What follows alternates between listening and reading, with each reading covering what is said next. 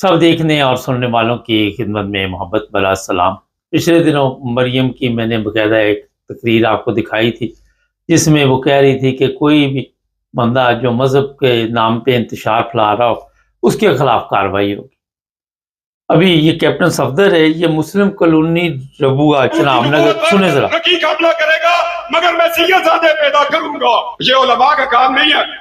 जन्नत के लिए तो सब दुआ करते हैं, अल्लाह मैंने जन्नत अता करी। हजूर के रास्ते से आओगे तो जन्नत मिलेगी, खत्म नबूवत का दफा करोगे तो जन्नत मिलेगी। मैं पार्लियामेंट में स्पीच कर रहा था, मैंने कहा जनाब आईने लिख दिया लोरी काफिर, कादियानी काफिर, एमपी काफिर, मगर कुरान कहता है ये मुर्तद है। मैंने कहा जब ये अपनी इबादत का कुफरगाह का नाम मस्जिद नहीं रख सकता, अजान नहीं दे सकता, अपने आप को मुसलमान नहीं कह सकता, इसी तरह जहाद का मुनकर कादियानी पाक फौज में भर्ती। अच्छा, ये मुस्लिम कॉलोनी में हर साल ये जनाब होती है, वहाँ पे खत्म नबूवत कॉन्फ्रेंस। कैप्टन सफदर साहब को भी दावत दी गई और मेरे इल्म में तो ये है कि शायद ये पहली दफ़ा ही वहाँ पे गया है। लेकिन जो बात इसमें है कि वहाँ पे जाके जो तकरीरें की जा रही, उनमें आपको कोई इस्लाम वाली बात नज़र नहीं आ रही। कैप्टन सफदर आप सबके इल्म में है कि जब भी नवाज शरीफ या उसकी बेटी आपस में कोई मशवरा करना चाहते थे, इसको बाहर भेज देते थे कि आप यहाँ पे नहीं बैठ सकते। ये इस बंदे की हालत में बता रहा हूँ, इसका जो हशर हुआ है और जिस तरह ये दर बदर वहाँ पे जलीलो ख्वार होता है, वो मेरा ख्याल किसी से छुपा हुआ नहीं। पिछले दिन और माँ ने भी इसको कह रहे थे, वो भी मेरे पास वीडियो है, और माँ कह रहे थे कि जी मरियम को, कैप्टन सफदर को कह रहे थे कि मरियम को पटा डालो। अब जो बंदा जिसकी ये हालत हो खुद, और इसको खुद इस्लाम का कोई पता नहीं। तकरीर लंबी थी, उसमें कहा गया कि नबूवत पर डाका डाला गया।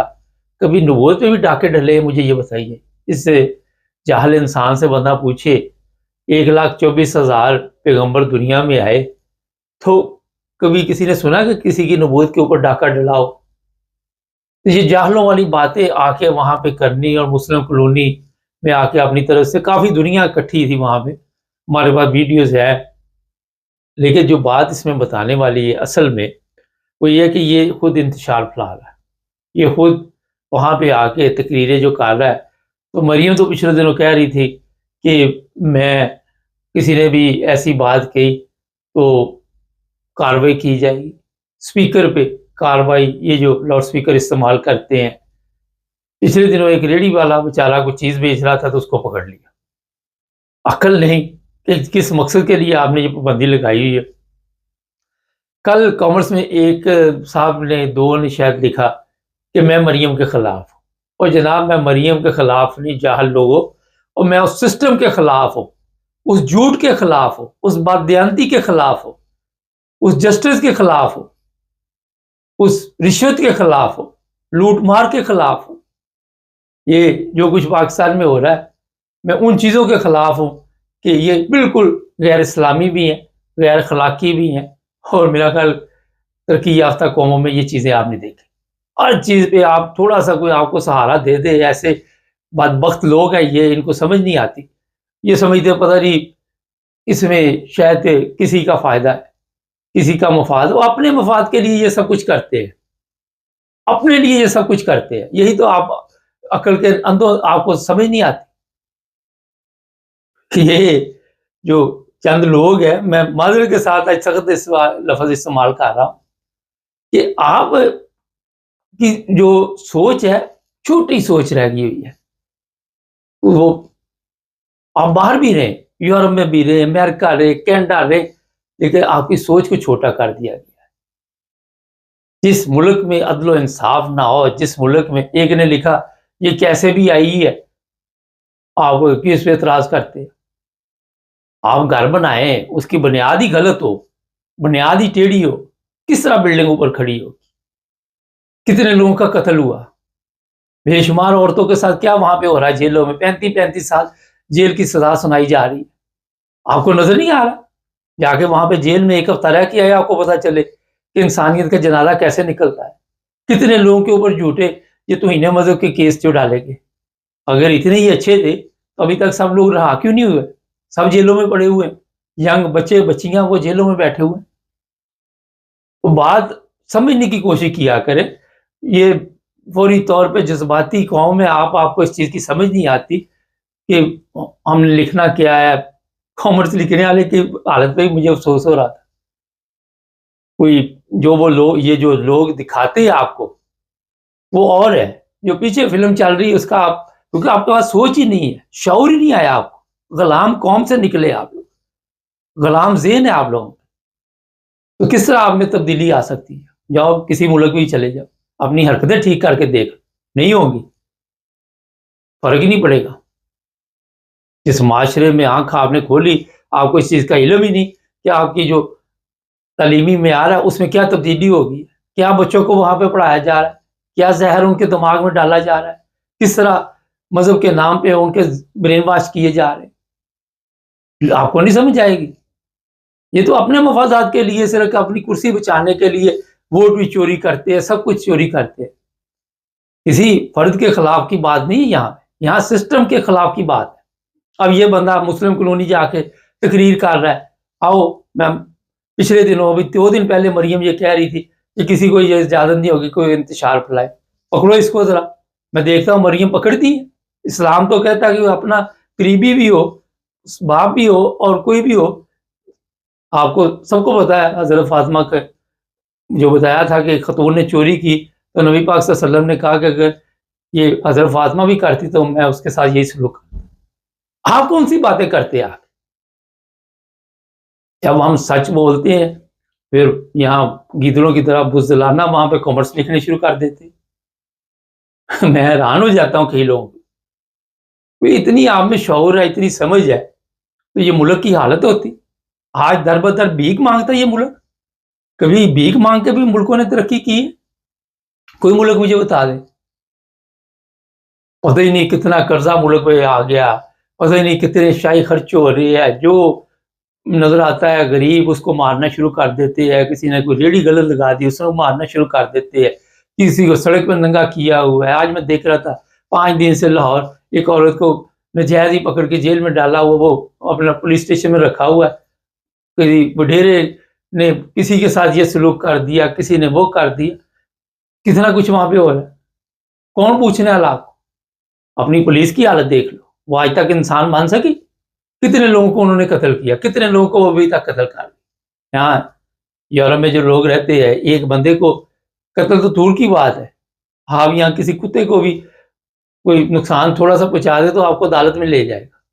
آپ کی تو یہ حالت ہے کہ آپ کے ہزاروں لوگ قتل ہو جائے تو کوئی پوچھنے والا نہیں وہاں. تو یہ سوچ ہے آپ لوگوں کی. آپ کے دماغ جو ہے وہ نہیں کھل سکتے. اپنے اگر پیچھے چلے جائیں جو پہلے لوگ تھے انہوں نے بھی اس پہ کوئی باز نہیں اٹھائی، کوئی بات نہیں کی. وہ بھی غلامی کی زنجیروں میں جکڑے رہے. یہ تو انگریزوں کا شکر کرے یہ ان ممالک میں چلے گئے تو تھوڑی بہت ہی آپ کو عقل موت سکھا دی، ورنہ جانور کے جانور رہنا تھا ساری زندگی.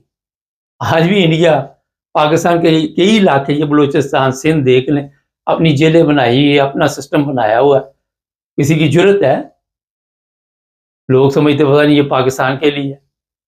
تو جو بات ہے اگر اتنی مریم کو فکر ہے سارے مذہب کے لوگوں کی، سب فرقے کے لوگوں کی، تو وہاں پہ جو تقریریں کر رہے ہیں وہاں پہ جا کے مسلم کالونی، سب سے پہلے تو ہم نے یہ خامد صاحب کو پکڑے نا، ہے اس کی جرت؟ تو یہ ہے اصل میں فرق جو پاکستان کا ہے. یہ ہے ایک طرف یہ لاؤڈ اسپیکر استعمال کر رہے ہیں، دوسری طرف جس طرح میں نے کہا کوئی غریب ریڑھی والا اس کو پکڑ کے اندر دے دو، اس کو چھوڑ دو. عدل کا جنازہ نکلا ہوا ہے وہاں.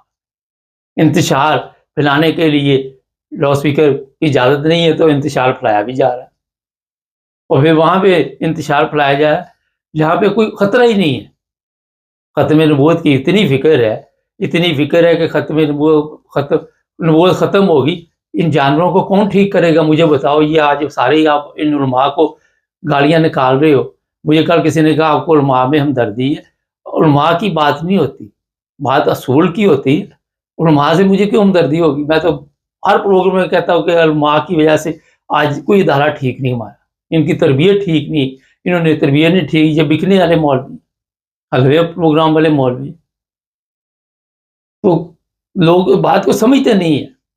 آج ہمارے علماء ٹھیک ہوتے، اچھے ٹیچر پیدا ہوتے، اچھے جج پیدا ہوتے، اچھے سیاستدان پیدا ہوتے، کوئی چیز بھی نہیں وہاں پہ، نام و نشان نہیں آپ کو ملتا۔ کہیں مجھے دکھا دے کسی ایک شہر میں بھی کوئی انصاف ہے؟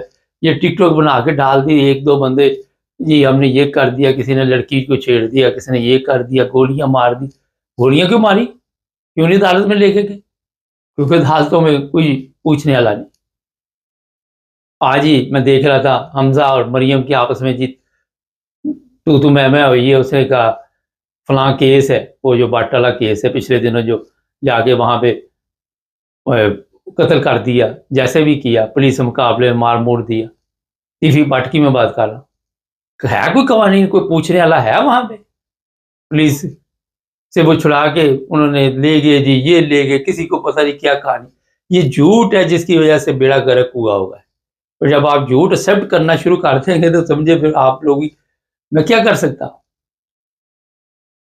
تو آج جو پاکستان کی حالت بن چکی ہے، اور یہ سب مذہب کے نام پہ بنایا گیا، سب مذہب کے نام پہ انتشار پھیلانے کے لیے، فساد پھیلانے کے لیے، ہر طرف فساد، ہر طرف فتنہ اور فساد چل رہا ہے۔